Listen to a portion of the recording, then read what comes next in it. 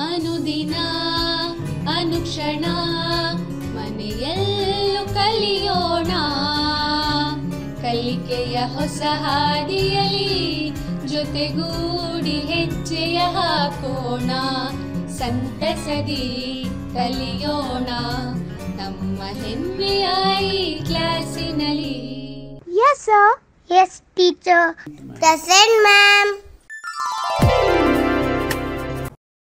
ಎಲ್ರಿಗೂ ನಮಸ್ಕಾರ. ಇಂದಿನ ಸಮಾಜ ವಿಜ್ಞಾನದ ಇತಿಹಾಸ ಪಾಠಕ್ಕೆ ನಿಮ್ಮೆಲ್ರಿಗೂ ಆದರದ ಸ್ವಾಗತ. ಇಂದು 6ನೇ ತರಗತಿಯ 3ನೇ ಪಾಠ ಕೊಡಗು, ಕಿತ್ತೂರು, ತುಳುನಾಡು ಮತ್ತು ಹೈದರಾಬಾದ್ ಕರ್ನಾಟಕ ಶೀರ್ಷಿಕೆ ಅಡಿಯಲ್ಲಿ ಕೊಡಗು ಮತ್ತು ಕಿತ್ತೂರಿನ ಬಗ್ಗೆ ತಿಳಿದುಕೊಳ್ಳೋಣ. ಈಗ ಮೊದಲಿಗೆ ಒಂದು ಲಾವಣಿ ಹೇಳ್ಕೊಂಡು ಬರೋಣವಾ? ನಿಮ್ಮೆಲ್ರಿಗೂ ಲಾವಣಿ ಅಂದ್ರೆ ಇಷ್ಟ ಅಲ್ವಾ? ಇದೆಲ್ಲ ನಿಮಗೆ ಗೊತ್ತಿರೋ ಲಾವಣಿನೇ. 3ನೇ ತರಗತಿಯ ನಲಿಕಲಿ ತರಗತಿಯಲ್ಲಿ ನೀವು ಕನ್ನಡ ವಿಷಯದಲ್ಲಿ ಕಿತ್ತೂರು ರಾಣಿ ಚೆನ್ನಮ್ಮ ಪಾಠದಲ್ಲಿ ಈ ಲಾವಣಿನ ಅಭ್ಯಾಸ ಮಾಡಿದ್ದೀರಾ. ಈ ಲಾವಣಿ ಪರದೆ ಮೇಲೆ ಡಿಸ್ಪ್ಲೇ ಆಗುತ್ತೆ, ನೀವು ನೋಡ್ತಾ ನನ್ನೊಟ್ಟಿಗೆ ಆಡ್ತೀರಾ ಅಲ್ವಾ? ಶುರು ಮಾಡೋಣವಾ? ಕೇಳಿರಿ ಮಕ್ಕಳೇ, ನಾಳಿನ ಪ್ರಜೆಗಳೇ ಕೇಳಿರಿ, ಹೇಳುವೆ ಮಾತೊಂದ. ಸ್ವಾತಂತ್ರ್ಯಕ್ಕಾಗಿ ಹೋರಾಡಿ ಮಡಿದ ಕಿತ್ತೂರು ರಾಣಿಯ ಕಥೆಯೊಂದ. ಕೇಳಿರಿ ಮಕ್ಕಳೇ, ನಾಳಿನ ಪ್ರಜೆಗಳೇ ಕೇಳಿರಿ, ಹೇಳುವೆ ಮಾತೊಂದ. ಸ್ವಾತಂತ್ರ್ಯಕ್ಕಾಗಿ ಹೋರಾಡಿ ಮಡಿದ ಕಿತ್ತೂರು ರಾಣಿಯ ಕಥೆಯೊಂದ. ಬೆಳಗಾಂ ಜಿಲ್ಲೆಯ ಕಾಕತಿಯಲ್ಲಿ ವೀರಪುತ್ರಿಯು ಜನಿಸಿಹಳು. ದುಳಪ್ಪ ದೇಸಾಯಿ ಪದ್ಮಾವತಿಯ ಕುಲಪುತ್ರಿಯೇ ಚೆನ್ನಮ್ಮ. ತಂದೆಯೊಡನೆ ಪುರುಷ ವೇಷದಿ ಬೇಟೆಗೆ ಕಾಡಿಗೆ ಹೋಗಿಹಳು. ಕತ್ತಿ ವರಸೆ ಬಿಲ್ಲು ಬಾಣ ಕುದುರೆ ಸವಾರಿಯ ಕಲಿತಿಹಳು.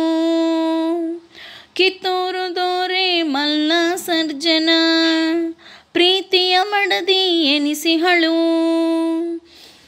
ಮಲ್ಲ ಸರ್ಜನ ಮರಣಾನಂತರ ಕಿತ್ತೂರು ರಾಣಿಯಾಗಿಹಳು. ಕಿತ್ತೂರು ನಾಡಿನ ಸ್ವಾತಂತ್ರ್ಯಕ್ಕಾಗಿ ಬ್ರಿಟಿಷರ ವಿರುದ್ಧ ಹೋರಾಡಿಹಳು. ತ್ಯಾಕರೆಯನ್ನು ಸೋಲಿಸಿ ಅವಳು ವೀರವನಿತೆ ಎನಿಸಿಹಳು. ಕೇಳಿರಿ ಮಕ್ಕಳೇ, ನಾಳಿನ ಪ್ರಜೆಗಳೇ ಕೇಳಿರಿ, ಹೇಳುವೆ ಮಾತೊಂದ. ಸ್ವಾತಂತ್ರ್ಯಕ್ಕಾಗಿ ಹೋರಾಡಿ ಮಡಿದ ಕಿತ್ತೂರು ರಾಣಿಯ ಕಥೆಯೊಂದ. ಕಿತ್ತೂರು ರಾಣಿಯ ಕಥೆಯೊಂದ. ಮಕ್ಕಳೇ, ಲಾವಣಿ ಹೇಳಿದ್ದಾಯ್ತಲ್ವಾ? ನಿಮ್ಮೆಲ್ರಿಗೂ ಇಷ್ಟ ಆಯ್ತಲ್ವಾ? ನೀವು ಚೆನ್ನಾಗಿ ಹೇಳಿದ್ದೀರಾ ಅಲ್ವಾ? Very good. ಈಗ ಈ ಲಾವಣಿಗೆ ಸಂಬಂಧಪಟ್ಟಂತ ಒಂದು ಈಸಿಯಾಗಿರೋ ಪ್ರಶ್ನೆ ಕೇಳಲಾ? ಆ ಪ್ರಶ್ನೆ ಏನಪ್ಪ ಅಂದರೆ ತುಂಬ ಈಸಿಯಾಗಿರೋ ಪ್ರಶ್ನೆ. ಲಾವಣಿಯಲ್ಲಿ ಹೇಳಲಾದಂಥ ಸ್ವಾತಂತ್ರ್ಯ ಹೋರಾಟಗಾರ್ತಿ ಯಾರು? ಎಲ್ಲರೂ ಉತ್ತರ ಹೇಳೋದಕ್ಕೆ ರೆಡಿ ಆಗಿಬಿಟ್ಟಿದ್ದೀರಾ ಅಲ್ವಾ? ನಿಮ್ಮ ಉತ್ತರ ಸರಿಯಾಗಿದೆ. ಲಾವಣಿಯಲ್ಲಿ ಹೇಳಲಾದಂಥ ಸ್ವಾತಂತ್ರ್ಯ ಹೋರಾಟಗಾರ್ತಿ ಕಿತ್ತೂರು ರಾಣಿ ಚೆನ್ನಮ್ಮ. ಕಿತ್ತೂರು ರಾಣಿ ಚೆನ್ನಮ್ಮ ಅವಳ ತಂದೆ ತಾಯಿ ಯಾರು? ಯಾವ ಯಾವ ಯುದ್ಧ ವಿದ್ಯೆಗಳನ್ನು ಅವಳು ಕಲ್ತ್ಕೊಂಡಿದ್ಲು? ಅವಳು ಮಲ್ಲಸರ್ಜನ ಮಡದಿ. ಹಾಗೆ ಕಿತ್ತೂರು ನಾಡಿನಲ್ಲಿ ಆಳ್ವಿಕೆಯನ್ನು ನಡೆಸಿ ಬ್ರಿಟಿಷರ ಜೊತೆಗೆ ಹೋರಾಡಿದಂಥ ಧೀಮಂತ ಮಹಿಳೆ. ಅವಳ ಬಗ್ಗೆ ಸವಿವರವಾಗಿ ನಾವು ಲಾವಣಿನಲ್ಲಿ ತಿಳ್ಕೊಂಡಿದ್ದೀವಿ. ಅದರೊಟ್ಟಿಗೆ ಇಂದು ಮಕ್ಕಳೇ, ಕರ್ನಾಟಕದ ಇತಿಹಾಸದಲ್ಲಿ ಪ್ರಮುಖವಾದಂಥ ರಾಜವಂಶಗಳ ಬಗ್ಗೆ ತಿಳ್ಕೊಂಡಿದ್ದೀವಿ. ಶಾತವಾಹನರ ಬಗ್ಗೆ, ಕದಂಬರ ಬಗ್ಗೆ, ಬಾದಾಮಿ ಚಾಲುಕ್ಯರ ಬಗ್ಗೆ, ಹೊಯ್ಸಳರ ಬಗ್ಗೆ ನಾವು ತಿಳ್ಕೊಂಡಿದ್ದೀವಿ. ಅದರ ಜೊತೆಗೆ ಕರ್ನಾಟಕದ ಸಣ್ಣ ಪುಟ್ಟ ಪ್ರದೇಶಗಳ ಬಗ್ಗೆ ಕೂಡ ತಿಳ್ಕೊಳ್ಳೋದು ಬಹಳ ಅವಶ್ಯಕ. ಸಣ್ಣ ಪುಟ್ಟ ಪ್ರದೇಶಗಳ ಇತಿಹಾಸ ತಿಳ್ಕೊಂಡ್ರೆ ಅದು ಸತ್ವಪೂರ್ಣವಾಗಿರೋದ್ರ ಜೊತೆಗೆ ಕರ್ನಾಟಕದ ಒಟ್ಟಾರೆ ಇತಿಹಾಸವನ್ನು ಅರ್ಥ ಮಾಡ್ಕೊಳ್ಳೋದಕ್ಕೆ ಅದು ನಮಗೆ ಸಹಕಾರಿಯಾಗಿದೆ.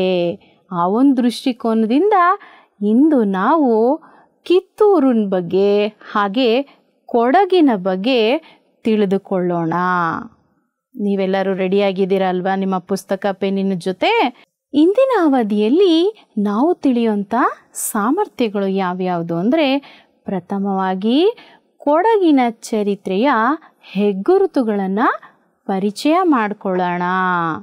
ಮುಂದುವರೆದಂತೆ ಬ್ರಿಟಿಷರ ವಿರುದ್ಧ ಹೋರಾಟ ನಡೆಸಿದಂತಹ ಕಿತ್ತೂರು ರಾಣಿ ಚೆನ್ನಮ್ಮ ಹಾಗೂ ಅವಳ ಅನುಯಾಯಿ ಸಂಗೊಳ್ಳಿ ರಾಯಣ್ಣ ನಡೆಸಿದಂತಹ ದಿಟ್ಟ ಹೋರಾಟವನ್ನು ಮೆಚ್ಚಿಕೊಳ್ಳೋಣ.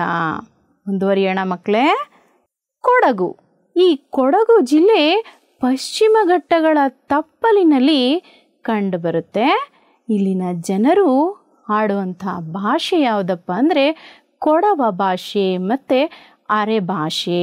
ಇದೊಂದು ಪ್ರಾದೇಶಿಕವಾದಂಥ ಭಾಷೆ. ಮಕ್ಕಳೇ, ಈಗ ನಾವು ಕರ್ನಾಟಕದ ಭೂಪಟದಲ್ಲಿ ಕೊಡಗು ಜಿಲ್ಲೆಯನ್ನು ಗುರುತಿಸೋಣ. ನೋಡಿ, ಇದು ಕರ್ನಾಟಕದ ಭೂಪಟ. ಇಲ್ಲಿ ನೋಡಿ, ಇದು ಪಶ್ಚಿಮ ಘಟ್ಟಗಳ ಒಂದು ಪ್ರದೇಶ ಕಂಡುಬರುತ್ತೆ. ಈ ಪಶ್ಚಿಮ ಘಟ್ಟಗಳ ತಪ್ಪಲಿನಲ್ಲಿ ನೋಡಿ, ಇಲ್ಲಿ ಕೊಡಗು ಜಿಲ್ಲೆ ಕಂಡುಬರುತ್ತೆ.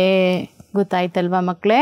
ಕೊಡಗು ಜಿಲ್ಲೆನ ತರಗತಿ ಆದ ನಂತರ ನೀವು ಕೂಡ ಕರ್ನಾಟಕದ ಭೂಪಟವನ್ನು ಬರೆದು ಕೊಡಗು ಜಿಲ್ಲೆಯನ್ನು ಗುರುತಿಸ್ತೀರಾ ಅಲ್ವಾ ಮಕ್ಕಳೇ? ಕೊಡಗಲ್ಲಿ ನಮ್ಮ ಕರ್ನಾಟಕದ ಜೀವನದಿ ಯಾವುದೋ ಕಾವೇರಿ. ಕಾವೇರಿಯ ಉಗಮ ಸ್ಥಾನ ತಲಕಾವೇರಿ ಇರೋದು ನಮ್ಮ ಕೊಡಗು ಜಿಲ್ಲೆನಲ್ಲಿ. ಈ ತಲಕಾವೇರಿಯನ್ನು ಲಕ್ಷಾಂತರ ಜನರು ಆರಾಧನೆ ಮಾಡ್ತಾರೆ. ಹೌದು, ನಮ್ಮ ಸಂಸ್ಕೃತಿಯಲ್ಲಿ ನಾವು ಜಲಮಾತೆಯನ್ನು ಪೂಜೆ ಮಾಡ್ತೀವಿ. ಅದು ಕೂಡ ಅವಶ್ಯಕನೇ ಅಂತ ಭಾವಿಸ್ಬೋದು. ನೀರು ನಮ್ಮ ದಿನನಿತ್ಯದ ಚಟುವಟಿಕೆಗಳಿಗೆ ಬೇಕು. ಅದರ ಜೊತೆಗೆ ಕೃಷಿಗೆ, ಕೈಗಾರಿಕೆಗೂ ಕೂಡ ನೀರಿನ ಅವಶ್ಯಕತೆ ಇದ್ದೇ ಇದೆ. ಹಾಗಾಗಿ ನಮ್ಮ ಬದುಕಿಗೆ ನೀರು ಅತ್ಯಮೂಲ್ಯ. ತಲಕಾವೇರಿಯನ್ನು ನಾವು ಜಲಮಾತೆಯನ್ನಾಗಿ ಪೂಜೆ ಮಾಡೋದು ಅರ್ಥಪೂರ್ಣವಾಗೇ ಇದೆ. ಜೊತೆಗೆ ಕೊಡಗು ಅರಣ್ಯ ಸಂಪತ್ತಿನಿಂದ ಕೂಡ ಕೂಡಿದೆ. ಕಾಫಿ ಎಸ್ಟೇಟ್ಗಳನ್ನೆಲ್ಲ ಕೊಡಗು ಅಂತಂದಾಗ ನಮಗೆ ನೆನಪು ಬಂದೇ ಬರುತ್ತೆ. ಕಾಫಿ ಎಸ್ಟೇಟ್ನ ನಾವು ನೆನೆಸ್ಕೋತೀವಿ ಕೊಡಗು ಅಂದಾಗ. ಜೊತೆಗೆ ಇಲ್ಲಿ ನಾಗರಹೊಳೆ ಎಂಬ ರಾಷ್ಟ್ರೀಯ ಉದ್ಯಾನವನ ಕೂಡ ಇದೆ. ನೋಡಿ ಮಕ್ಕಳೇ, ಕೊಡಗು ಎಷ್ಟು ಸಂಪದ್ಭರಿತವಾಗಿದೆ ಅಲ್ವಾ? ನೋಡಿ, ತಲಕಾವೇರಿ ಅಂತ ಹೇಳಿದ್ವಿ ಅಲ್ವಾ, ಕಾವೇರಿ ನದಿಯ ಉಗಮ ಸ್ಥಾನ. ಅದನ್ನು ನೀವು ಈ ಭಾವಚಿತ್ರದಲ್ಲಿ ಗುರುತಿಸ್ಬೋದು. ಮುಂದೆ ಇತಿಹಾಸ ಅಂದಾಗ ಕೊಡಗಿನ ಬಗ್ಗೆ ತಿಳ್ಕೊಂಡ್ವಿ ನಾವು. ಅಲ್ಲಿ ಯಾವ ರಾಜಮನೆತನ ಇತ್ತು?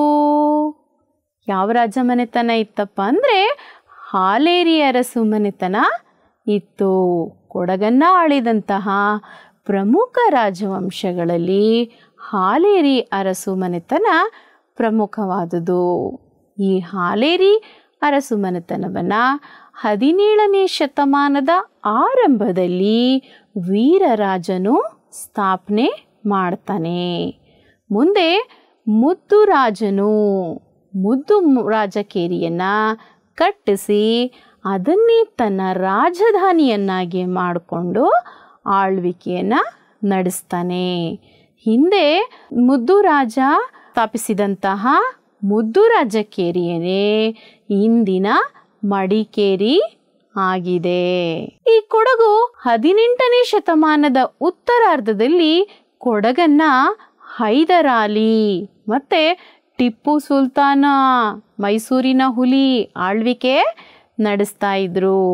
ಆ ಸಂದರ್ಭದಲ್ಲಿ ಕೊಡಗಿನ ರಾಜ ಆಗಿರ್ತಕ್ಕಂಥ ವೀರರಾಜನನ್ನ ಟಿಪ್ಪು ಬಂಧಿಸ್ಬಿಟ್ಟಿದ್ದ. ಅವನಿಂದ ಟಿಪ್ಪುವಿನಿಂದ ವೀರರಾಜ ತಪ್ಪಿಸ್ಕೊಂಡು ಬ್ರಿಟಿಷರ ಸಹಾಯವನ್ನು ಪಡ್ಕೊಂಡು ಕೊಡಗನ್ನ ಟಿಪ್ಪುವಿನಿಂದ ವಶಪಡಿಸ್ಕೋತಾನೆ. ಟಿಪ್ಪುವಿನ ಮರಣ ನಂತರ ಬ್ರಿಟಿಷರು ಮತ್ತು ಕೊಡಗಿನ ಅರಸರು ಸ್ನೇಹದಿಂದ ಇದ್ದರು, ಆಳ್ವಿಕೆಯನ್ನು ನಡೆಸಿದ್ರು. ಮುಂದುವರೆದಂತೆ ಕೊಡಗು ಕೆಲ ಕಾಲ ಬ್ರಿಟಿಷರು ಟಿಪ್ಪು ಸುಲ್ತಾನನಿಂದ ಕೊಡಗನ್ನ ವಶಪಡಿಸ್ಕೋಬೇಕಾದ್ರೆ ವೀರರಾಜನಿಗೆ ಬ್ರಿಟಿಷರು ಸಹಾಯ ಮಾಡಿದ್ರು, ಸ್ನೇಹದಿಂದ ಇದ್ದರು. ಆದರೆ ಇದು ಬಹಳ ಕಾಲ ಮುಂದುವರಿಲಿಲ್ಲ. ಬ್ರಿಟಿಷರು ಏನು ಮಾಡಿದ್ರು, ಕೊಡಗಿನ ಅರಸರಿಂದ ಕೊಡಗನ್ನ ವಶಪಡಿಸ್ಕೊಂಡ್ರು. ಯಾವಾಗಪ್ಪ ಅಂದರೆ 1834ರಲ್ಲಿ. ಕೊಡಗಿನ ಕೊನೆಯ ಅರಸ ಇರ್ತಾನಲ್ಲ ಚಿಕ್ಕವೀರರಾಜೇಂದ್ರ. ಯಾರು ಕೊಡಗಿನ ಕೊನೆಯ ಅರಸ? ಚಿಕ್ಕವೀರರಾಜೇಂದ್ರ. ಅವನನ್ನು ಬ್ರಿಟಿಷರು ಗಡೀಪಾರು ಮಾಡಿಬಿಟ್ಟು ಕೊಡಗನ್ನು ತಾವೇ ನೇರವಾಗಿ ಆಳತೊಡಗಿದರು. ಕೊಡಗನ್ನು ವಿಭಜನೆ ಮಾಡಿಬಿಟ್ಟು ಕೊಡಗಿನ ಭಾಗವಾಗಿದ್ದಂತಹ ಅಮರಸುಳ್ಯ ಪ್ರದೇಶವನ್ನು ಕೆನರಾ ಜಿಲ್ಲೆಗೆ ಸೇರ್ಪಡೆ ಮಾಡ್ತಾರೆ ಬ್ರಿಟಿಷರು. ಇಲ್ಲಿ ಒಂದು ಹೋರಾಟ ನಡೆಯುತ್ತೆ ಮಕ್ಕಳೇ.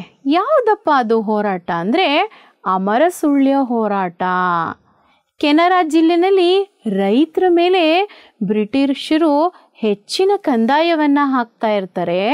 ಆ ಕಂದಾಯ ಹೆಚ್ಚಿಗೆ ಆಯಿತು, ಅದನ್ನು ಪಾವತಿ ಮಾಡೋದಕ್ಕೆ ರೈತರಿಗೆ ಕಷ್ಟ ಆಗ್ತಾ ಇದೆ ಅಂತ ಅಂದ್ಬಿಟ್ಟು ರೈತರೆಲ್ಲ ಏನು ಮಾಡಿದ್ರು, ಬ್ರಿಟಿಷರ ವಿರುದ್ಧ ಸಶಸ್ತ್ರ ಹೋರಾಟವನ್ನು ಮಾಡಿದ್ರು. ಸಶಸ್ತ್ರ ಹೋರಾಟ ಅಂದರೆ ಶಸ್ತ್ರಾಸ್ತ್ರಗಳನ್ನು ಬಳಸ್ಕೊಂಡು ಹೋರಾಟವನ್ನು ಮಾಡಿದ್ರು. ಅದ್ರ ಜೊತೆಗೆ ಅವರ ಉದ್ದೇಶ ಏನಾಗಿತ್ತಪ್ಪ ಅಂದರೆ ಬರೀ ಹೋರಾಟ ಮಾಡೋದಷ್ಟೇ ಅಲ್ಲ, ಕಂದಾಯವನ್ನು ತಗ್ಗಿಸೋದಷ್ಟೇ ಅಲ್ಲ, ಬ್ರಿಟಿಷರನ್ನು ಕೊಡಗಿನಿಂದನೇ ಓಡಿಸಬೇಕು ಅನ್ನೋ ಸಂಕಲ್ಪ ಮಾಡಿಕೊಂಡು ಈ ಹೋರಾಟವನ್ನು ಮಾಡಿದ್ರು. ಈ ಹೋರಾಟವನ್ನು 1837ರಲ್ಲಿ ಮಾಡ್ತಾರೆ. ಈ ಹೋರಾಟವನ್ನು ಅಮರಸುಳ್ಯ ಹೋರಾಟ ಅಂತ ಕರೀತಾರೆ. ಇಲ್ಲಿ ಹೋರಾಟಗಾರರು ಸುಳ್ಯ, ಪುತ್ತೂರು, ಕಾಸರಗೋಡು ಮತ್ತು ಮಂಗಳೂರು ಪ್ರದೇಶಗಳನ್ನು 13 ದಿನಗಳ ಕಾಲ ಅವರ ವಶಕ್ಕೆ, ಹೋರಾಟಗಾರರ ವಶಕ್ಕೆ ತೆಗೆದುಕೊಂಡಿರ್ತಾರೆ. ಆದರೆ ಬ್ರಿಟಿಷರು ಸುಮ್ಮನೆ ಇರ್ತಾರಾ? ಸುಮ್ಮನೆ ಇರಲ್ಲ. ಈ ಹೋರಾಟಗಾರರನ್ನೆಲ್ಲ ಬಗ್ಗು ಬಡಿತಾರೆ. ಅನೇಕ ಹೋರಾಟಗಾರರನ್ನ ಗಲ್ಲು ಶಿಕ್ಷೆಗೆ ಒಳಪಡಿಸ್ತಾರೆ.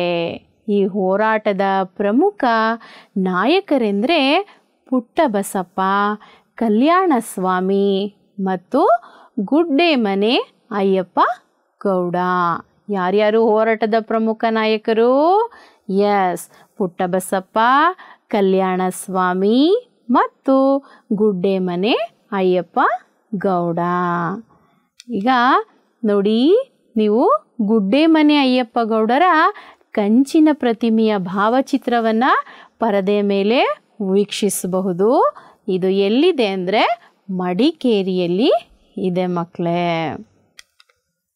ಈ ಕೊಡಗಿನಲ್ಲಿ ಸ್ವಾತಂತ್ರ್ಯ ಹೋರಾಟದಲ್ಲಿ ಕೊಡಗಿನ ಎಲ್ಲ ಸ್ವಾತಂತ್ರ್ಯ ಪ್ರೇಮಿಗಳು ಸಕ್ರಿಯವಾಗಿ ಪಾಲ್ಗೊಳ್ತಾರೆ. ಜೊತೆಗೆ ಸ್ವಾತಂತ್ರ್ಯ ಬಂದಾದ ನಂತರ ಕೂಡ, ನಮಗೆ ಸ್ವಾತಂತ್ರ್ಯ ಬಂದಿದ್ದು ಯಾವಾಗ? ಭಾರತ ದೇಶಕ್ಕೆ ಬ್ರಿಟಿಷರಿಂದ ಸ್ವಾತಂತ್ರ್ಯ ದೊರಕಿದ್ದು 1947 ಆಗಸ್ಟ್ 15. ನಿಮಗೆಲ್ಲ ಗೊತ್ತಿದೆ ಅಲ್ವಾ?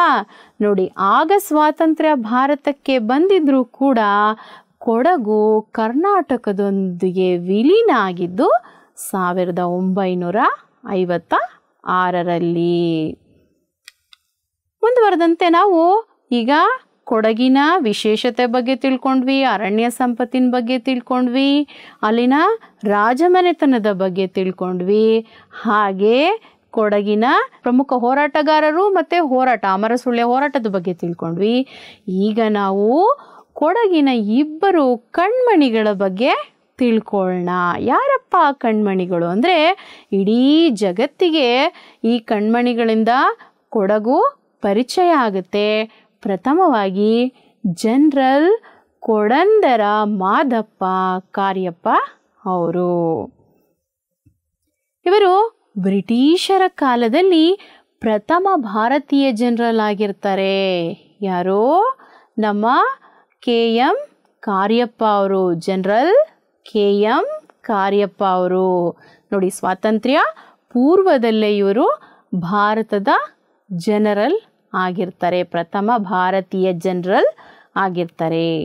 ಸ್ವಾತಂತ್ರ್ಯ ಭಾರತದಲ್ಲಿ ಅವರು ಸ್ವಾತಂತ್ರ್ಯ ಬಂದಾದ ನಂತರ ಕೂಡ ಅವರು ನಮ್ಮ ಸೇನಾಪಡೆಯ ಭೂಸೇನೆ, ನೌಕಾದಳ ಮತ್ತು ವಾಯುಪಡೆಯ 3 ಸೇನಾಪಡೆಗಳ ಮೊದಲ ಅಧಿಪತಿಯಾಗಿರ್ತಾರೆ. ಇದು ಒಂದು ಹೆಗ್ಗಳಿಕೆನೇ ಹೌದಲ್ವಾ ಮಕ್ಕಳೇ? ಇವ್ರದ್ದು ಅವರ ಆಡಳಿತ, ಸಾಹಸ, ಶೌರ್ಯಕ್ಕೆ ಹೆಸರಾಗಿರ್ತಕ್ಕಂಥ ಕಾರ್ಯಪ್ಪನವರಿಗೆ ಫೀಲ್ಡ್ ಮಾರ್ಷಲ್ ಅನ್ನೋ ಅತ್ಯುನ್ನತ ಪದವಿಯನ್ನು ಕೂಡ ನೀಡಲಾಗಿದೆ. ಯಾವ ಪದವಿಯನ್ನು ನೀಡಲಾಗಿದೆ? ಫೀಲ್ಡ್ ಮಾರ್ಷಲ್ ಎಂಬ ಅತ್ಯುನ್ನತ ಪದವಿಯನ್ನು ಇವರಿಗೆ ನೀಡಲಾಗಿದೆ. ನೋಡಿ ಮಕ್ಕಳೇ, ಇಲ್ಲಿ ನೀವು ಫೀಲ್ಡ್ ಮಾರ್ಷಲ್ KM ಕಾರ್ಯಪ್ಪ ಅವರ ಭಾವಚಿತ್ರವನ್ನು ವೀಕ್ಷಿಸಬಹುದು.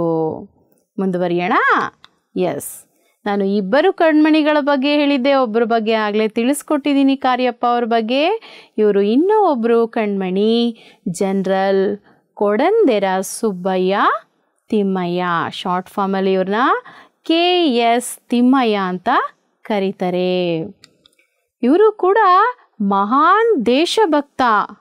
ಜೊತೆಗೆ ಇವರು ಭಾರತ ಮತ್ತು ಪಾಕಿಸ್ತಾನದ ಯುದ್ಧದಲ್ಲಿ ಭಾರತ ವಿಜಯ ಆಗೋದಕ್ಕೆ ಕಾರಣರಾಗಿದ್ದಾರೆ.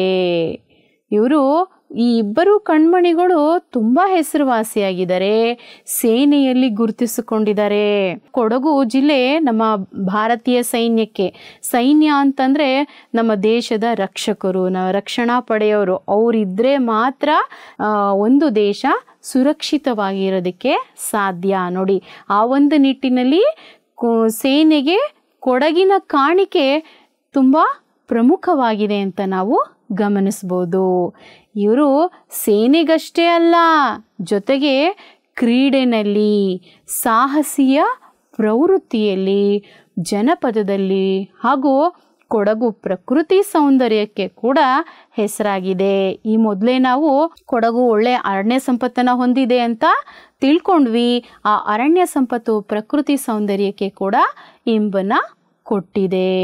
ಜೊತೆಗೆ ಅವರ ವೇಷಭೂಷಣ, ಅವರ ಒಂದು ಆಚಾರ ವಿಚಾರಗೂ ಕೂಡ ಪ್ರಮುಖವಾಗಿದ್ದು ತಮ್ಮದೇ ಆದಂಥ ವೈಶಿಷ್ಟ್ಯತೆಯನ್ನು ಹೊಂದಿದೆ. ಇಷ್ಟೊತ್ತು ನಾವು ಕೊಡಗಿನ ಬಗ್ಗೆ ತಿಳ್ಕೊಂಡಿದ್ದೀವಿ. ಮುಂದುವರೆದಂತೆ ನಾವು ಯಾವುದ್ರ ಬಗ್ಗೆ ತಿಳ್ಕೊಳ್ಳೋಣ? ಎಸ್, ಕಿತ್ತೂರಿನ ಬಗ್ಗೆ ತಿಳ್ಕೊಳ್ಳೋಣ. ಕಿತ್ತೂರು ಅಂದಿದ ತಕ್ಷಣ ನಮಗೆ ಅದ್ರ ಜೊತೆಗೆ ನೆನಪು ಬರೋದು ನಮ್ಮ ವೀರರಾಣಿ ಚೆನ್ನಮ್ಮ. ಈ ಕಿತ್ತೂರು ಸಾಮ್ರಾಜ್ಯ ಬರೋದು ಬೆಳಗಾವಿ ಜಿಲ್ಲೆನಲ್ಲಿ. ಯಾವ ಜಿಲ್ಲೆನಲ್ಲಿ? ಬೆಳಗಾವಿ ಜಿಲ್ಲೆನಲ್ಲಿ. ಇದು ಸುಮಾರು 2 ಶತಮಾನಗಳ ಹಿಂದೆ ಪ್ರಭಾವಶಾಲಿಯಾದಂಥ ರಾಜ್ಯ ಆಗಿತ್ತು. ವ್ಯಾಪಾರಗಳು ಮತ್ತು ವ್ಯವಸಾಯಗಳಿಗೆ ಈ ಒಂದು ಪ್ರದೇಶ ಪ್ರಸಿದ್ಧಿಯನ್ನು ಪಡೆದಿತ್ತು. ಮಕ್ಕಳೇ, ಈಗ ನಾವು ಕರ್ನಾಟಕದ ಭೂಪಟದಲ್ಲಿ ಬೆಳಗಾವಿ ಜಿಲ್ಲೆಯನ್ನು ಗುರುತಿಸೋಣ. ನೋಡಿ ಮಕ್ಕಳೇ, ಕರ್ನಾಟಕದ ಭೂಪಟದಲ್ಲಿ ಇಲ್ಲಿ ಬೆಳಗಾವಿ ಜಿಲ್ಲೆ ಬರುತ್ತೆ ಮಕ್ಕಳೇ. ಈ ಬೆಳಗಾವಿ ಜಿಲ್ಲೆಯಲ್ಲಿ ನಮ್ಮ ಕಿತ್ತೂರು ಪ್ರಾಂತ್ಯ ಬರುತ್ತೆ ಮಕ್ಕಳೇ. ಕ್ಲಾಸ್ ಆದ ನಂತರ ನೀವು ಕೂಡ ಕರ್ನಾಟಕದ ಭೂಪಟವನ್ನು ಬರೆದು ಅಲ್ಲಿ ಬೆಳಗಾವಿ ಜಿಲ್ಲೆ, ಈಗಾಗಲೇ ತಿಳಿಸಿದ್ದೀನಿ, ಕೊಡಗು ಜಿಲ್ಲೆ ಮತ್ತು ಕಿತ್ತೂರು ಸಾಮ್ರಾಜ್ಯವನ್ನು ಗುರುತಿಸ್ತೀರಾ ಅಲ್ವಾ? Yes, very good. ಮುಂದುವರಿಯೋಣ. ನೋಡಿ ಮಕ್ಕಳೇ, ಕಿತ್ತೂರು ರಾಣಿ ಚೆನ್ನಮ್ಮನ ಕಂಚಿನ ಪುತ್ಥಳಿ ಇದು. ನೀವು ಇದನ್ನು ಗಮನಿಸ್ಬಹುದು. ಈ ಕಿತ್ತೂರು ರಾಣಿ ಚೆನ್ನಮ್ಮ ಈಗಾಗಲೇ ನಾವು ಲಾವಣಿನಲ್ಲಿ ತಿಳ್ಕೊಂಡಿದ್ದೀವಿ. ಈ ವೀರ ವನಿತೆ ಮಲ್ಲಸರ್ಜನ ಹೆಂಡತಿ. ಈ ಮಲ್ಲಸರ್ಜ ದೇಸಾಯಿ ಬಹಳ ಕಾಲ ಬದುಕಲಿಲ್ಲ. ಅದ್ರ ಜೊತೆಗೆ ಮಲ್ಲಸರ್ಜನ ಉತ್ತರಾಧಿಕಾರಿ ಅಂದರೆ ಅವನ ಮಗ ಕೂಡ ತೀರ್ಕೊಂಡ್ಬಿಡ್ತಾರೆ. ಆಗ ನಮ್ಮ ರಾಣಿ ಚೆನ್ನಮ್ಮ ಸುಮ್ಮನೆ ಇರಲಿಲ್ಲ. ಶಿವಲಿಂಗ ಸರ್ಜನನ್ನು ದತ್ತು ತೆಗೆದುಕೊಂಡು ರಾಜ್ಯವನ್ನು ಆಳ್ವಿಕೆ ಮಾಡೋದಕ್ಕೆ ಪ್ರಾರಂಭ ಮಾಡಿದ್ಲು. ಆಗ ಬ್ರಿಟಿಷರ ಧಾರವಾಡದ ಕಲೆಕ್ಟರ್ ಆಗಿದ್ದಂತಹ ತ್ಯಾಕರೆ ಹೇಳ್ತಾನೆ, ದತ್ತು ಸ್ವೀಕಾರ ಬ್ರಿಟಿಷ್ ಆಡಳಿತದ ಪ್ರಕಾರ, ಕಂಪನಿ ಸರ್ಕಾರದ ಪ್ರಕಾರ ಅದು ಕ್ರಮಬದ್ಧ ಅಲ್ಲ ಅನ್ನೋ ಒಂದು ಕುಂಟು ನೆಪವನ್ನು ತೆಗಿತಾನೆ. ಆಗ ಆಡಳಿತವನ್ನು ಬ್ರಿಟಿಷ್ ಸರ್ಕಾರನೇ ವಹಿಸ್ಕೋಬೇಕು, ಬ್ರಿಟಿಷ್ ಸರ್ಕಾರದ ಅಧಿಪತ್ಯಕ್ಕೆ ಕಿತ್ತೂರು ಒಳಪಡಬೇಕು, ಕಪ್ಪವನ್ನು ಕೊಡಬೇಕು ಅಂತ ಶಿಫಾರಸನ್ನು ಮಾಡ್ತಾನೆ. ಆಗ ನಮ್ಮ ರಾಣಿ ಚೆನ್ನಮ್ಮ ಸುಮ್ಮನೆ ಇರ್ತಾಳಾ? ಮಕ್ಕಳೇ, ನೀವೆಲ್ಲ ಪ್ರತಿಭಾ ಕಾರಂಜಿನಲ್ಲಿ ಕಿತ್ತೂರು ರಾಣಿ ಚೆನ್ನಮ್ಮನ ವೇಷವನ್ನು ಧರಿಸಿದ್ದೀರಾ ಅಲ್ವಾ? ಅದರ ಜೊತೆಗೆ ಹಲವಾರು ಕಾರ್ಯಕ್ರಮಗಳಲ್ಲಿ ನೀವು ಅಥವಾ ನಿಮ್ಮ ಹಿರಿಯ ವಿದ್ಯಾರ್ಥಿಗಳು ಪಾತ್ರಾಭಿನಯ ಮಾಡಿರೋದನ್ನ ಕೂಡ ನೋಡಿದೀರ ನೀವು. ತ್ಯಾಕರೆ ಕಪ್ಪ ಕೊಡಬೇಕು ಅಂತ ಕೇಳಿದಾಗ ನಮ್ಮ ರಾಣಿ ಚೆನ್ನಮ್ಮ, ಕಪ್ಪವಂತೆ ಕಪ್ಪ, ನಿಮಗೇಗೆ ಕೊಡಬೇಕು ಕಪ್ಪ? ನೀವೇನು ಉತ್ತೀರಾ, ಬಿತ್ತೀರಾ, ಬೆಳೆ ಬೆಳೆದಿರಾ? ನೀವೇನು ನಮ್ಮ ಅಣ್ಣ ತಮ್ಮಂದಿರೇ, ಅಕ್ಕ ತಂಗಿಯರೇ, ನಿಮಗೇಗೆ ಕೊಡಬೇಕು ಕಪ್ಪ? ಕಪ್ಪ ಕೇಳಿದರೆ ನಾಲಿಗೆ ಸೀಳಿಬಿಟ್ಟೆನು ಜೋಕೆ ಅಂತ ರಾಣಿ ಚೆನ್ನಮ್ಮ ಕೋಪ ಮಾಡಿಕೊಂಡು ಕೆಚ್ಚೆದೆಯಿಂದ ಬ್ರಿಟಿಷರಿಗೆ ನೀಡಿದಂಥ ಪ್ರತಿಕ್ರಿಯೆಯನ್ನು ನೀವೆಲ್ಲ ಅಭಿನಯಿಸಿ ಆನಂದಿಸಿದ್ದೀರಾ ಅಲ್ವಾ ಮಕ್ಕಳೇ? ಅದನ್ನು ಇಲ್ಲಿ ನಾವೀಗ ನೆನಪು ಮಾಡ್ಕೋಬೋದು. ಈ ವಿಚಾರ ತಿಳಿದಂತೆ ಕಪ್ಪವನ್ನು ಕೊಡಬೇಕು, ಬ್ರಿಟಿಷ್ ಆಧಿಪತ್ಯಕ್ಕೆ ಕಿತ್ತೂರನ್ನು ಒಳಪಡಿಸಬೇಕು ಅಂದಾಗ ರಾಣಿ ಚೆನ್ನಮ್ಮಗೆ ಸಿಟ್ಟು ಬಂದುಬಿಟ್ಟು ಕಿಡಿಕಿಡಿಯಾಗಿ ಆಡ್ತಾಳೆ. ಜೊತೆಗೆ ಬ್ರಿಟಿಷರ ದಮನಿ ನೀತಿಯನ್ನು ಪ್ರತಿಭಟಿಸಿ ನಾಡಿನ ಸ್ವಾತಂತ್ರ್ಯಕ್ಕಾಗಿ ಹೋರಾಟವನ್ನು ಮಾಡೋದಕ್ಕೆ ನಿರ್ಧಾರ ಮಾಡ್ತಾಳೆ. ತ್ಯಾಕರೆ ಏನು ಮಾಡ್ತಾನೆ, 500 ಮಂದಿ ಸೈನಿಕರ ಜೊತೆಗೆ ಕಿತ್ತೂರಿನ ಮೇಲೆ ದಾಳಿಯನ್ನು ಇಡ್ತಾನೆ. ಘೋರವಾದಂಥ ಯುದ್ಧ ನಡೆಯುತ್ತೆ. ಚೆನ್ನಮ್ಮ ಕೂಡ ಬ್ರಿಟಿಷರ ಜೊತೆಗೆ ಹೋರಾಟವನ್ನು ನಡೆಸ್ತಾಳೆ. ಪರಾಕ್ರಮದಿಂದ ಹೋರಾಟ ಮಾಡಿ ಜಯವನ್ನು ಗಳಿಸ್ತಾಳೆ. ಬ್ರಿಟಿಷರ ಸೈನ್ಯ ಚೆನ್ನಮ್ಮನ ಪರಾಕ್ರಮಕ್ಕೆ ದಿಕ್ಕಾಪಾಲಾಗಿ ಹೋಗುತ್ತೆ. ತ್ಯಾಕರೆ ಗುಂಡೇಟಿನಿಂದ ಅಸುನೀಗ್ತಾನೆ. ಮತ್ತೆ ಬ್ರಿಟಿಷರು ಸುಮ್ಮನೆ ಇರಲಿಲ್ಲ, ಇನ್ನೂ ಹೆಚ್ಚಿನ ಸೈನ್ಯದ ಜೊತೆಗೆ ಕಿತ್ತೂರನ್ನ ಮತ್ತೆ ಅಟ್ಯಾಕ್ ಮಾಡ್ತಾರೆ. ಆಗ ಕಿತ್ತೂರಿನ ಸೈನ್ಯ ಚಿಕ್ಕದಾಗಿರುತ್ತೆ, ಸುಮಾರು 6,000 ಸೈನಿಕರು ಮಾತ್ರ ಇರ್ತಾರೆ. ಆದರೆ ಬ್ರಿಟಿಷರದು ಬಹುದೊಡ್ಡ ಸೈನ್ಯವಾಗಿರುತ್ತೆ. ಸುಮಾರು 3 ದಿನಗಳ ಕಾಲ ಯುದ್ಧ ನಡೆಯುತ್ತೆ. ಚೆನ್ನಮ್ಮನ ಕಡೆಯವರೇ ಚೆನ್ನಮ್ಮನಿಗೆ ಮೋಸವನ್ನು ಮಾಡಿಬಿಡ್ತಾರೆ. ಅಂದರೆ ಬ್ರಿಟಿಷರ ಒಂದು ಆಮಿಷಗಳಿಗೆ ಬಲಿಯಾಗಿ ಅವರು ಚೆನ್ನಮ್ಮನ ವಿರುದ್ಧ ಬ್ರಿಟಿಷರಿಗೆ ಸಹಕಾರವನ್ನು ಕೊಡ್ತಾರೆ. ಆ ಪರಿಣಾಮವಾಗಿ ಕಿತ್ತೂರಿನ ರಾಣಿ ಚೆನ್ನಮ್ಮನಿಗೆ ಸೋಲಾಗುತ್ತೆ. ಬ್ರಿಟಿಷರು ಅವಳನ್ನು ಸೆರೆ ಹಿಡಿತಾರೆ. ಬ್ರಿಟಿಷರು ಬೈಲಹೊಂಗಲದ ಸೆರೆಮನೆಯಲ್ಲಿ ಚೆನ್ನಮ್ಮನ ಸೆರೆಯಲ್ಲಿಡ್ತಾರೆ. 5 ವರ್ಷಗಳ ಕಾಲ ನಮ್ಮ ಕಿತ್ತೂರಿನ ರಾಣಿ ಚೆನ್ನಮ್ಮ ಸೆರೆವಾಸದಲ್ಲಿ ಇದ್ಕೊಂಡು ಸ್ವಾತಂತ್ರ್ಯಕ್ಕಾಗಿ ಹೋರಾಟ ನಡೆಸ್ತಾ ಇದ್ದಂಥ ವೀರರಿಗೆ ಸಂದೇಶಗಳನ್ನು ಕಳಿಸ್ತಾ ಆ ವೀರರನ್ನು ಸ್ವಾತಂತ್ರ್ಯ ಹೋರಾಟಕ್ಕೋಸ್ಕರ ಹುರಿದುಂಬಿಸ್ತಾ ಇರ್ತಾಳೆ. ಎಂಥ ವೀರ ಮಾತೆ ಅಲ್ವಾ ನಮ್ಮ ರಾಣಿ ಚೆನ್ನಮ್ಮ. ಈ ರಾಣಿ ಚೆನ್ನಮ್ಮ ಬ್ರಿಟಿಷ್ ಆಳ್ವಿಕೆಯನ್ನು ವಿರೋಧಿಸಿದಂತಹ ಪ್ರಥಮ ಭಾರತೀಯ ನಾರಿ ಅನ್ನೋ ಒಂದು ಕೀರ್ತಿಗೆ ಪಾತ್ರಳಾಗಿದ್ದಾಳೆ. ಅದರ ಜೊತೆಗೆ ಭಾರತೀಯ ಸ್ವಾತಂತ್ರ್ಯ ಹೋರಾಟದ ಬೆಳ್ಳಿ ಚುಕ್ಕೆಯಾಗಿ ಕಂಗೊಳಿಸ್ತಾ ಇದ್ದಾಳೆ. ಆಕೆಯ ನೆನಪಿನಲ್ಲಿ ಲಾವಣಿಗಳನ್ನು ಈಗಲೂ ಹಾಡ್ತಾರೆ. ನಾವು ಕೂಡ ಪಾಠದಲ್ಲಿ ಪ್ರಥಮವಾಗಿ ಲಾವಣಿನೇ ಹಾಡಿದ್ದೀವಿ, ಅವಳ ಮಾಹಿತಿಯನ್ನು ತಿಳ್ಕೊಂಡಿದ್ದೀವಿ. ಮುಂದುವರೆದಂತೆ ಅವಳ ಬಂಟ ಆಗಿರ್ತಕ್ಕಂಥ ಸಂಗೊಳ್ಳಿ ರಾಯಣ್ಣನ ಬಗ್ಗೆ ತಿಳಿದುಕೊಳ್ಳೋಣ ಮಕ್ಕಳೇ. ಸಂಗೊಳ್ಳಿ ರಾಯಣ್ಣ ಚೆನ್ನಮ್ಮನ ನಿಷ್ಠಾವಂತ ಬಂಟ. ಸೆರೆಮನೆಯಲ್ಲಿದ್ದುಕೊಂಡೇ ಸ್ವಾತಂತ್ರ್ಯ ಹೋರಾಟಗಾರನೆಲ್ಲ ಹುರಿದುಂಬಿಸ್ತಾ ಇರ್ತಾಳಲ್ಲ, ಅದನ್ನೆಲ್ಲ ನಿಷ್ಠೆಯಿಂದ ಪಾಲಿಸ್ತಾ ಇದ್ದ. ಜೊತೆಗೆ ಇವನು ಜನಸಾಮಾನ್ಯರ ಥರನೇ ಇವನು ಕೂಡ ಒಬ್ಬ ಆ ಜನಸಾಮಾನ್ಯರ ಮಧ್ಯದಲ್ಲೇ ಮೂಡಿ ಬಂದಂತಹ ಸ್ವಾತಂತ್ರ್ಯ ವೀರ. ಚೆನ್ನಮ್ಮನ ಬಂಧನವಾದ ಮೇಲೆ ಇವನು ನಾಯಕತ್ವವನ್ನು ವಹಿಸ್ಕೊಂಡು ಸೇನೆಯನ್ನು ಸಂಘಟನೆ ಮಾಡ್ತಾನೆ. ಬ್ರಿಟಿಷರ ಕಚೇರಿಗಳನ್ನೆಲ್ಲ ಸುಟ್ಟು ಹಾಕ್ತಾನೆ, ಖಜಾನೆಗಳನ್ನು ಲೂಟಿ ಮಾಡ್ತಾನೆ ಮಕ್ಕಳೇ. ಇವನು ಗೆರಿಲ್ಲಾ ಯುದ್ಧದಲ್ಲಿ ನಿಷ್ಣಾತ ಆಗಿರ್ತಾನೆ. ಏನಪ್ಪ ಗೆರಿಲ್ಲಾ ಯುದ್ಧ ಅಂದರೆ, ಇತಿಹಾಸದಲ್ಲಿ ಗೆರಿಲ್ಲಾ ಯುದ್ಧ ನಾವು ಕೇಳೋದು ಶಿವಾಜಿ ಕಾಲದಲ್ಲಿ, ಮರಾಠ ಸಾಮ್ರಾಜ್ಯದ ಸ್ಥಾಪಕ ಆಗಿರ್ತಕ್ಕಂಥ ಶಿವಾಜಿ ಇವನು ಗೆರಿಲ್ಲಾ ಯುದ್ಧದಲ್ಲಿ ನಿಪುಣ ಆಗಿರ್ತಾನೆ. ಈ ನಮ್ಮ ಸಂಗೊಳ್ಳಿ ರಾಯಣ್ಣ ಕೂಡ ಗೆರಿಲ್ಲಾ ಯುದ್ಧದಲ್ಲಿ ನಿಪುಣ ಆಗಿರ್ತಾನೆ. ಏನಪ್ಪ ಗೆರಿಲ್ಲಾ ಯುದ್ಧ ಅಂತಂದರೆ, ಶತ್ರುಗಳಿಗೆ ಸುಳಿವನ್ನ ನೀಡದೆ ಬಚ್ಚಿಟ್ಟುಕೊಂಡು ಹಠಾತ್ತಾಗಿ ಶತ್ರುಗಳ ಮೇಲೆ ದಾಳಿಯನ್ನ ಮಾಡಿ ಜಯ ಪಡೆಯೋದನ್ನ ಗೆರಿಲ್ಲಾ ಯುದ್ಧ ಅಂತ ಕರೀತಾರೆ. ಈ ಗೆರಿಲ್ಲಾ ಯುದ್ಧ ತಂತ್ರದಲ್ಲಿ ನಮ್ಮ ರಾಯಣ್ಣ ನಿಪುಣ ಆಗಿರ್ತಾನೆ.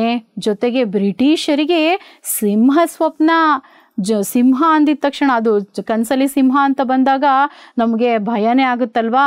ಹಾಗೆ ಬ್ರಿಟಿಷರಿಗೆ ರಾಯಣ್ಣ ಅಂತಂದರೆ ಸಿಂಹ ಸ್ವಪ್ನ ಅಂದಾಗ ರಾಯಣ್ಣನ ಬಗ್ಗೆ, ಅವನ ಯುದ್ಧ ನೈಪುಣ್ಯತೆ ಬಗ್ಗೆ ಬ್ರಿಟಿಷರಿಗೆ ಒಂದು ರೀತಿಯಾದಂಥ ಭಯ ಇದ್ದೇ ಇರುತ್ತೆ.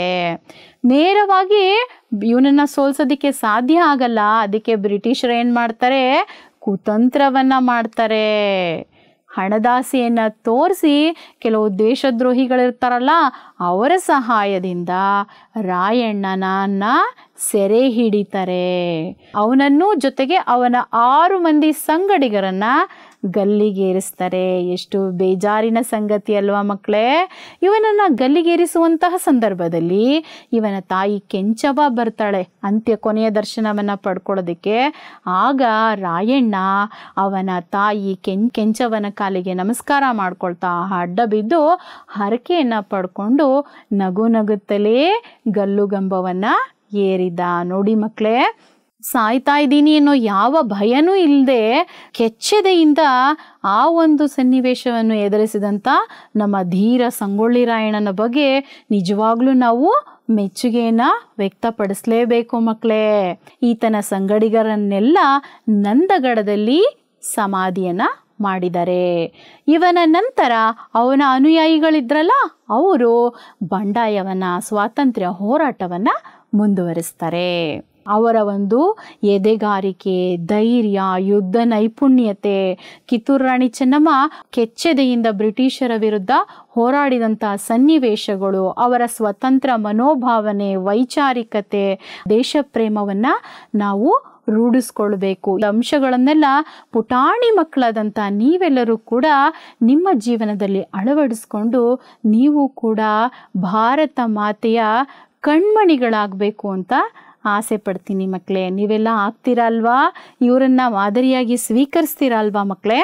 ನೀವು ಇಲ್ಲೊಂದು ಚಟುವಟಿಕೆ ಮಾಡಬೇಕು. ನಾನು ಪ್ರತಿಭಾ ಕಾರಂಜಿನಲ್ಲಿ ಒಂದು ಉದಾಹರಣೆಯನ್ನು ಕೊಟ್ಟೆ ಆಗಲೇ ಪಾಠ ಹೇಳ್ತಾ ಇರಬೇಕಾದ್ರೆ. ಹೌದು, ರಾಣಿ ಚೆನ್ನಮ್ಮ ಮತ್ತು ತ್ಯಾಕರೆ ನಡುವಿನ ಸಂವಾದ, ಹಾಗೆ ಕಿತ್ತೂರು ರಾಣಿ ಚೆನ್ನಮ್ಮ ಮತ್ತು ಸಂಗೊಳ್ಳಿ ರಾಯಣ್ಣನ ನಡುವಿನ ಮಾತುಕತೆಯ ಸನ್ನಿವೇಶ, ಈ ಎರಡನ್ನೂ ಕೂಡ ಪಾತ್ರಾಭಿನಯ ಮಾಡಿ ನಿಮ್ಮ ಸಂಗಡಿಗರೊಂದಿಗೆ ಆನಂದಿಸ್ತೀರಾ ಅಲ್ವಾ ಮಕ್ಕಳೇ? ಈ ಚಟುವಟಿಕೆ ನಿಮಗೆ ತುಂಬಾ ಇಷ್ಟ ಆಗಿರುತ್ತೆ ಅಲ್ವಾ? ಎಸ್, ವೆರಿ ಗುಡ್ ಮಕ್ಕಳೇ. ಈಗ ಇವತ್ತು ನಾವೇನು ತಿಳ್ಕೊಂಡ್ವಿ ಅಂತ ಇನ್ನೊಂದ್ಸರಿ ಜ್ಞಾಪಿಸ್ಕೊಳ್ಳೋಣ. ಎಸ್, ಕೊಡಗಿನ ಚರಿತ್ರೆಯ ಬಗ್ಗೆ ತಿಳ್ಕೊಂಡ್ವಿ. ಹಾಗೆ ಬ್ರಿಟಿಷರ ವಿರುದ್ಧ ನಮ್ಮ ಕಿತ್ತೂರು ರಾಣಿ ಚೆನ್ನಮ್ಮ ಹಾಗೆ ಸಂಗೊಳ್ಳಿ ರಾಯಣ್ಣ ನಡೆಸಿದಂಥ ಹೋರಾಟವನ್ನು ಗಮನಿಸ್ಕೊಂಡು ಎಷ್ಟು ಚೆನ್ನಾಗಿ ಹೋರಾಟ ಮಾಡಿದ್ದಾರೆ ಆ ಕಾಲದಲ್ಲೇ ಅಂತ ನಮಗೆಲ್ಲರಿಗೂ ಖುಷಿ ಆಯ್ತಲ್ಲ. ನೀವು ನಿಜವಾಗ್ಲೂ ಮೆಚ್ಕೊಂಡಿದ್ದೀರಾ ಅಲ್ವಾ? ನೀವು ಅವರ ಆದರ್ಶಗಳನ್ನು ಜೀವನದಲ್ಲಿ ಇರಿಸ್ಕೋತೀರಾ ಅಲ್ವಾ? ಈಗ ಹೋಮ್ವರ್ಕ್ ಇದೆ ಮಕ್ಕಳೇ, ಮಾಡ್ತೀರಲ್ವಾ? ಓ, ನೀವು ಎಸ್ ಅಂತ ರೆಡಿ ಆಗಿಬಿಟ್ಟಿರ್ತೀರಾ. 4 ಪ್ರಶ್ನೆಗಳನ್ನು ನಿಮಗೋಸ್ಕರ ಇದೆ. ಉತ್ತರವನ್ನು ಬರೆದು ದಿನಾಂಕವನ್ನು ನಮೂದಿಸಿ ನಿಮ್ಮ ಶಿಕ್ಷಕರಿಗೆ ತೋರಿಸ್ತೀರಾ ಅಲ್ವಾ ಮಕ್ಕಳೇ? ಖುಷಿ ಆಯ್ತಲ್ವಾ ಈ ತರಗತಿಯಿಂದ ನಿಮಗೆ? ಧನ್ಯವಾದಗಳು ಮಕ್ಕಳೇ. ನಾನು ಮೋಹನ್ ಕುಮಾರಿ ಎಸ್, ಪದವೀಧರ ಪ್ರಾಥಮಿಕ ಶಾಲಾ ಶಿಕ್ಷಕರು, ಸರ್ಕಾರಿ ಮಾದರಿ ಪ್ರಾಥಮಿಕ ಶಾಲೆ ಕರಿತಿಮ್ಮನಹಳ್ಳಿ, ಬೆಂಗಳೂರು ದಕ್ಷಿಣ ವಲಯ 2, ಬೆಂಗಳೂರು ದಕ್ಷಿಣ ಜಿಲ್ಲೆ.